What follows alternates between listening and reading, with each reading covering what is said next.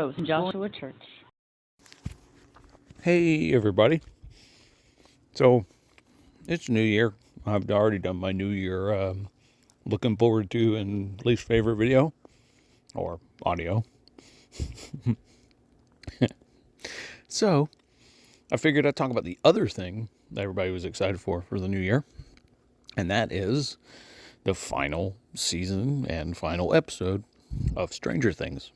Now, I did watch it. I got a chance to, digest the whole thing.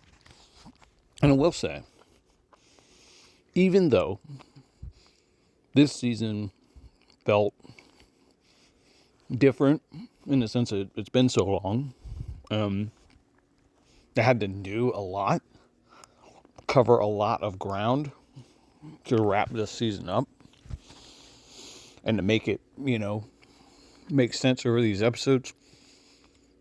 And in a lot of ways, it works great. There's a lot of emotions and stuff, but there are a few things. Now, number one thing I gotta say, the military subplot, I hated it. I hated it so much. Because they never felt like, substantial villains. Their whole plan was very kind of weak. They just wanted 11, her sister, to make more of them. So it just felt kind of, okay, sure. And then Linda Hamilton's character, Kay, you could have not even had her. She almost felt redundant. There wasn't much to her. We never had an arc or anything. That was kind of a bummer. The children subplot with Vecna getting these kids so he can bring the two worlds together works sometimes,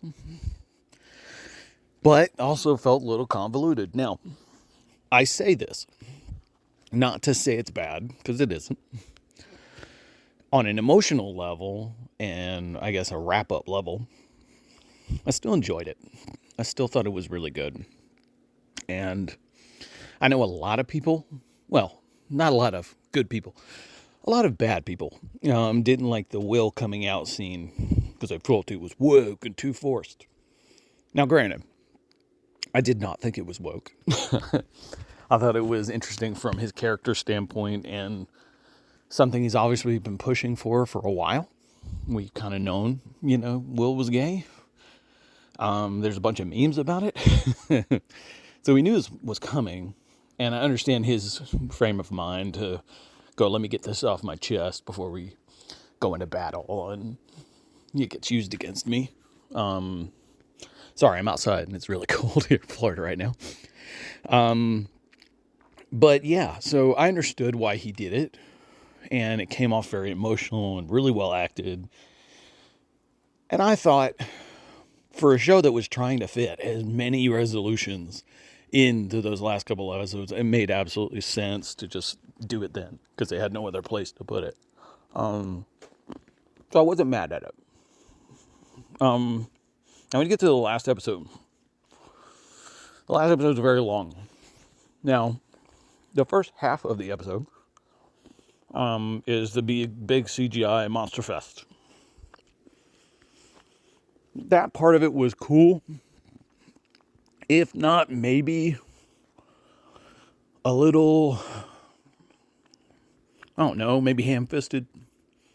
You get to it and you're like, this is awesome, but this is a bunch of kids fighting a giant fleshy spider. And 11 fighting Vecna. I don't know how realistic it really felt. But in the long run, I was okay with it because it's the end. And they're going to have to fight him. And they're going to have to deal with him. And, why not have it be a big CGI monster fest with Vecna and the fleshy thing. So I was okay with it. Now here's the part where it got really good for me. And that's like the wrap up post Vecna beheading. Spoilers, by the way. You should have known that before you came in. But once you got to the point of Vecna's dead, and we're going to do the ending, they opted to do something that I think was perfect for Stranger Things and where they were trying to go. They did the Peter Jackson Lord of the Rings ending, which is to give you multiple endings, give you the long goodbye, as they say. To spend your time wrapping up the story fully with each character and giving them their own send-off. Giving each of them their moment. And I thought it was really well handled. The graduation and the repetition of Eddie's theme, and this is my year. Mike getting that conversation with Hopper about the two roads to take, the road that it goes through blame and hatred and thinking you're a curse, and then the other road that's the redemption road and living your life and being, the way that they wanted you to be and moving on. I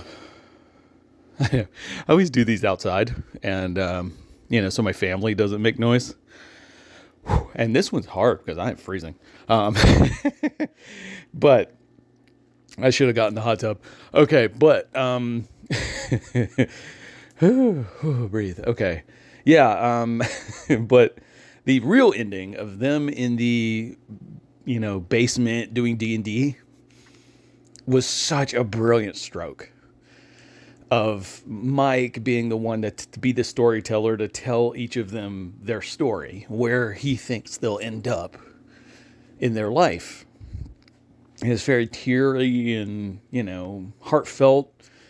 And then him saying, I'm going to be a writer, and, and then them theorizing that Eleven is still out there, that she didn't, die, and she wasn't just gone, was really sweet. And the poetry of them going upstairs, putting their books up on the shelf, like closing the book on childhood, and then stepping into the unknown upstairs with the adults, and then the other kids running down, and that the smile that Mike gave of understanding, because it's a coming of age story, and anybody who is an adult, especially over 30, can look at that scene, and we've all felt that at one point. We watched kids go do things that we did, and we just have a smile on our face, and we just think, that's awesome. Yeah, go do it, kid. That's how it felt.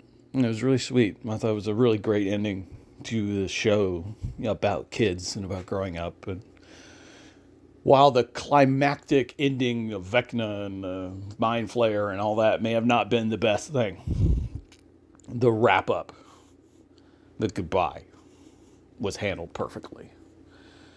And also some parallels to Lord of the Rings ending, which I think is kind of funny. With Eleven being Frodo in that sense, being too close to the magic.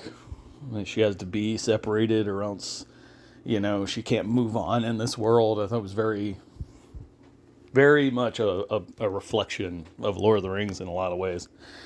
But I thought it was handled great. And honestly, I loved it. I mean, I would say this season is not as good as last season as a whole, but a good wrap up to a series and a really hard thing to do to land the ship.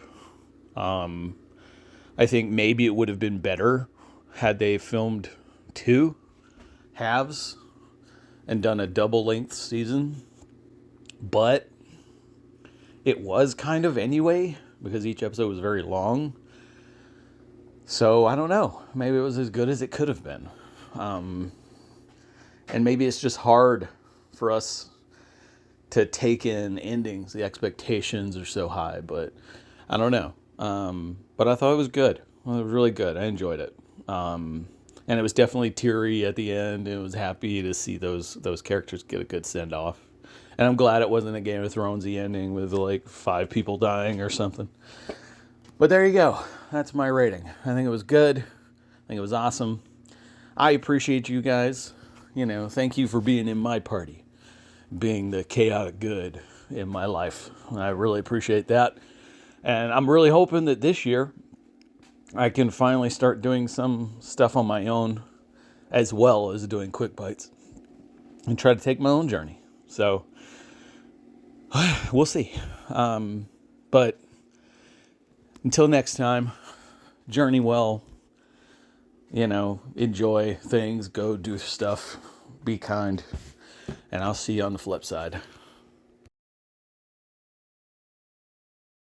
Hey, like and subscribe. Be sure to check out more of the content on the Movie Dogs channel. All the reviews and cool remarks and cool guests like me, Josh Church, the owner of River Monster Comics. We are in Dunnellon, Florida, so if you're ever in the area, come by and check out the shop. Get some cool nerd stuff, comics, pops, toys, whatever. And swing by and just have some cool conversations about movies and all things pop culture. We appreciate you. See you soon.